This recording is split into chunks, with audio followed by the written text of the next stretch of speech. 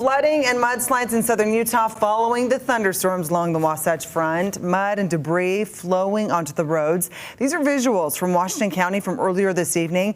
The area, as you see, suffering quite a bit of road damage and traffic disruptions there. A wild weather day for many parts of the state. So on that note, we head to a first look at our weather forecast. Yeah, Chief Meteorologist Alana Brophy has been tracking this all for us. What's the latest, Alana? Soggy day, and we definitely saw strong storms, especially this evening in the southwestern corner of the state. I want to show you some hail that was coming down in Washington City. Dan Nelson shared this with us as that storm rolled through. It packed a punch with heavy rain, plenty of hail, a decent amount of lightning, and it caused some low-lying areas to flood and flood quickly. It's why a flood advisory was posted. Now, we still have active conditions out there this evening, and that means that we still have storms that want to hold steady. Now, those storms are going to be a little bit of an issue. Look at that hail. Dan sharing that with us, giving us a really good idea of what we were facing in southern Utah. When it comes down to it, those active conditions holding steady, and as we take a look right now at what we're dealing with on the radar, you're able to see that we still have our flood watch in effect. We have a flood advisory for Wayne County, meaning Hanksville, staying active. And as we zoom on in,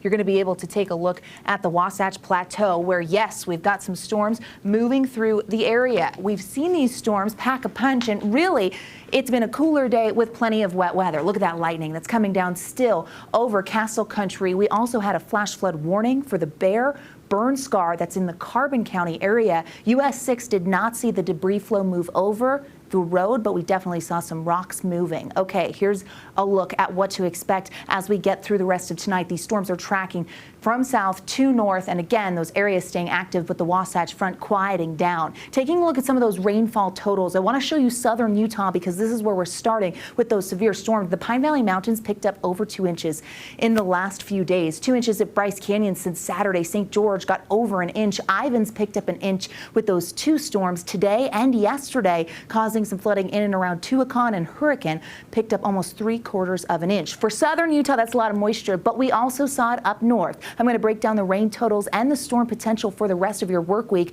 coming up in my full forewarned forecast. Glenn, Emily, over to you.